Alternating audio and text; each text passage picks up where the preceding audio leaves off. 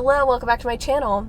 I hope you're having a fantastic day whenever you've decided to click on this video. Today I'm going to be doing my March wrap-up, and then I'm going to be enlisting your help for a project that I'm trying to take on. You are an integral part of that, so if you're excited about that or the books that I have to talk about, stay tuned. First up, for the wrap-up portion of this video, we have Good Girl Complex by Elle Kennedy. I really didn't like this book, which is super disappointing because I was so excited for Elle Kennedy's new adult, traditionally published romance debut. I really liked the Off-Campus series. I really liked the spin-off series of the Off-Campus series. Like, all of those books are super fun to me, and they definitely are staples in that kind of like new adult realm. But unfortunately, Good Girl Complex really fell flat for me. It's about our main character, Mac, who is a millionaire. I don't know how else to kind of describe her. She comes from a very rich, wealthy, well-to-do Southern family, and they expect Mac to go to college, find a really rich boyfriend, and then graduate and not have a real job. They want her to sit on the boards of charities and just generally kind of stick to this plan that they have for her. Now, Mac doesn't really want to do this because she herself is a self-made millionaire. I mean, as much of a self-made millionaire as you can be when you have really rich parents. She ends up starting this website that ends up going viral. It's a place where I think you can share like dating fail type stories, and it really took off, and Mac is able to kind of put some money aside and be able to like invest in other sorts of businesses. And that's kind of like what Mac wants to do, generally speaking. She wants to take the money she's earned from her website and invest in other things that interest her and excite her. She doesn't really see a lot of value in a college education when she's already kind of successful in her own right. But she decides to just humor her parents anyway and go to college. Now, in college, she ends up not meeting a boyfriend. She has a long-term boyfriend. That's part of the reason that she was enticed, I guess, kind of to go to this college. But she ends up meeting a guy who strikes her fancy, who is not her boyfriend, who tries to get in her pants pretty immediately. She feels this like really big draw and attraction and pull to him, and she's like, ooh, should I cheat on my long-term boyfriend with this boy? Spoiler alert, she does. His name is Cooper. Cooper is a townie in this sort of like beach town that Mac is going to college in. He unfortunately gets fired from his job one night for getting into a fight with a really rich douchebag. Guess who the rich douchebag is? It's Mac's boyfriend. And so his payback or revenge idea, Cooper's idea, is to sleep with Mac and then tell Mac's boyfriend about it. So that's the basis of their relationship. We love infidelity. Actually, don't mind infidelity so much, and that's actually not the biggest problem here. The issue is that Cooper ends up lying to Mac this entire time. All of Cooper's friends know about his plan to get in Mac's pants, but yet no one decides to tell Mac along the way that, hey, you might be getting scammed, bitch. I really hated that. I didn't think it was a good like basis for a relationship or a plot. I feel like there could have been more interesting conflicts, and indeed there were more interesting conflicts at play in this book, so I don't know why we had to like hold on to this one so deeply. It just didn't make sense. And then on top of that, I don't think that the relationship, the basis, the core of the relationship between Mac and Cooper was anything other than just lust. Like, they were definitely very sexually attracted to each other, and a big hang up that Mac has throughout the story is like, oh, I've never really had an orgasm with my boyfriend, sex isn't supposed to be fun, this sort of thing. Like, cool that you found that in Cooper, but I also just don't think that that's enough for a romantic relationship. It's funny, I actually just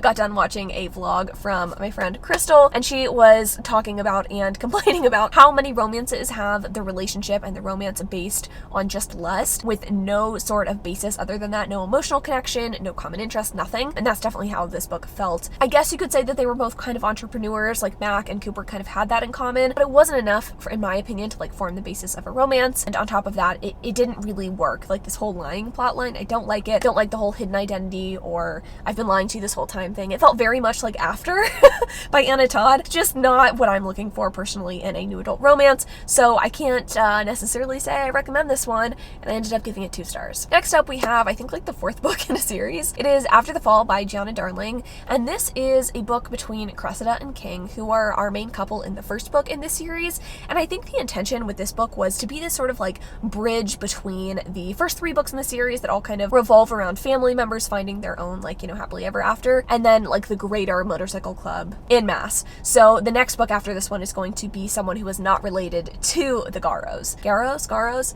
Anyway, this story follows Cressida and King. We get to see them past their, I guess, initial attraction and initial romance. They are a few years older, maybe 4 years older at the start of the story. We get to see them and kind of like their struggles, I guess you could say. King is trying to become a patched-in member of the Fallen Motorcycle Club, and Cressida is trying to open her own bookstore and also convince King to marry her, which feels like kind of a weird problem to have when we're supposed to think that this man is like love of her life and like he's supposed to be the romance hero in the first book. Anyway, I didn't love this. I felt like it was kind of a weird bridge between, you know, the 2 parts of the series. I get what the author was trying to do. I just don't think it was like super successful. I didn't really feel like the plot in this book was super interesting, nor did I feel like it opened up the second part of the series very well. It felt like the plotline that had been culminating for the first 3 books kind of closed and wrapped up. So I'm wondering what the next books in the series are going to have going for them besides just the couples at play. There was also a plotline in this book that I don't want to spoil, but I was also just like rolling my eyes at. I don't like certain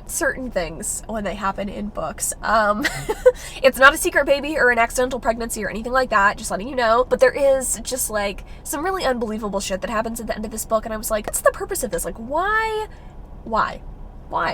What are we doing? And the romance here was just, I mean, it was lacking, to say the least. We already have these two, they're already together. I think they end up getting married in this book or something like that. But beyond like a shitload of graphic sex scenes, there's just not a whole lot in the way of romance. And I just like, I don't know, what's the point at this point? I don't know. I feel like I could have picked up the 5th book in the series and been totally fine. So if you're going to read the series and you only want to read the best books, this isn't one of them. Anyway, moving on. The last book that I read this month that I haven't talked to you about previously is Weather Girl by Rachel Lynn Solomon. This author might sound familiar to you if you have read The X Talk, which is another book by this author. I just thought I'd make that connection because I think had I not known that, I wouldn't know that. That is how knowledge works, is it not? The story is about our main character, Ari Abrams. She is a weather girl, as the title would imply. She's a meteorologist at a news station, and she's kind of in a weird situation. She just broke up with her fiance, or her fiance dumped her, I guess, stating that she was just not real enough for him. She was a little bit too happy-go-lucky, a little bit too unwilling to share her deep and heavy emotions with him.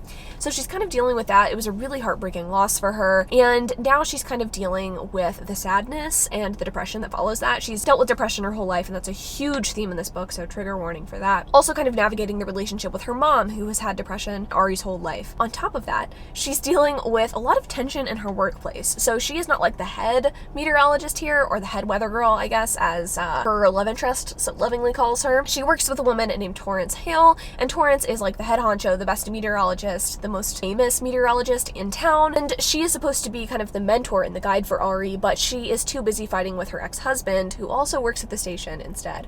And so Ari and a kind of colleague and friend in the sports part of the news station, Russell, decide to take it upon themselves to get Torrance and Torrance's ex-husband kind of back together, because they see there's some sort of like potential there. So the story is about Russell and Ari kind of falling for each other as they're trying to get Torrance and Torrance's ex-husband to reconcile so that their work environment is no longer toxic. This was fine. I didn't totally love it, although I do think if you enjoyed the X Talk, you will probably enjoy the story as well. It had some of the same beats, it had sort of the same feeling to it, and it did kind of touch on some harder hitting issues as well. I do appreciate the depression representation here. Well, it's not something that I personally related to as someone who deals with depression. I do think it's important to have this sort of representation here. Got to see a different side of depression that I don't normally see. Ari definitely struggles with these really dark, sad feelings, but she also doesn't feel like she can ever share, and she doesn't feel like she can be vulnerable. So she puts on this happy face instead, and that's kind of how she presents herself to the world. So I do think that's something that a lot of people could relate to. I do think it's important to have that in stories. It just wasn't something that I personally really connected with. I liked the slow burn, I guess you could say, between Russell and Ari. I did ultimately like their attraction.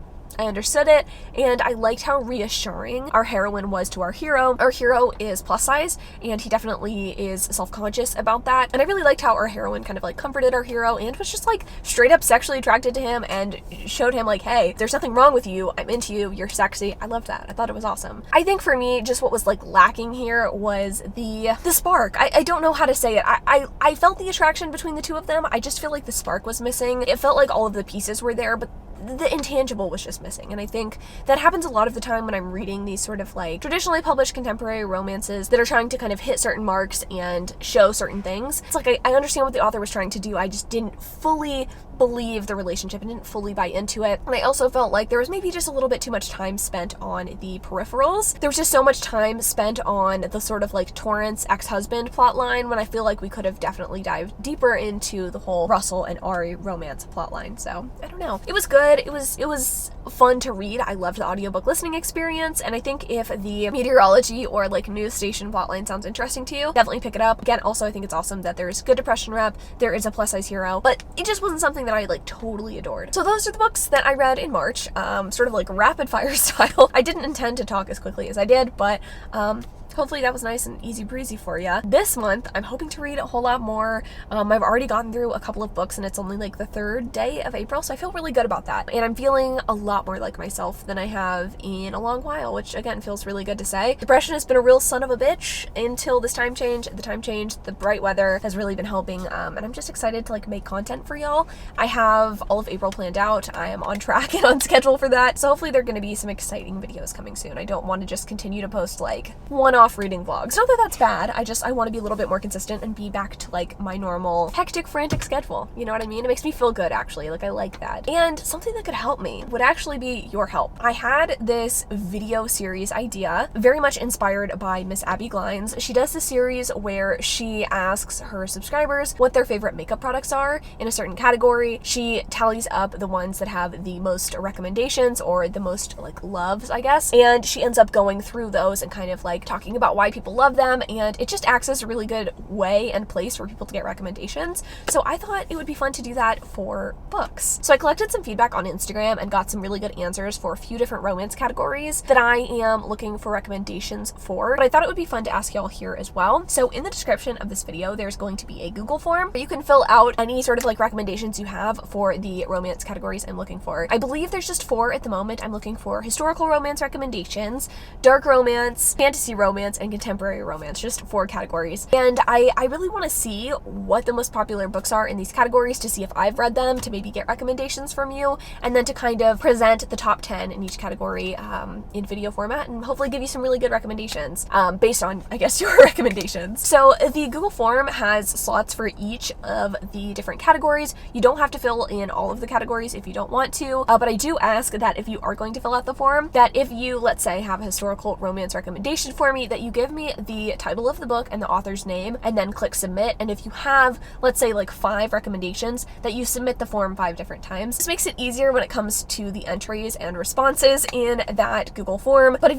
you can't manage that, I'll figure it out, I'm sure. But that's the help that I need from you. I'm hoping to get this video series started here this summer and hopefully expand it from there besides these 4 categories. But thank you for your help in advance if you decide to help me out on this endeavor. I think it's going to be really fun. It's a series that I'm really excited about, and it's been a while since I've been excited about like a new video series here on my channel. I really just appreciate y'all in general. Thank you for being so patient with me. I know I've been lacking and slacking these past couple of months, but I'm feeling more like myself. I think I've said that the past couple of months. It does seem to be slowly getting better, but I can promise you for a fact April's going to be much better. But thanks so much for watching. I love y'all so much. Thanks in advance for your help, and until Wednesday.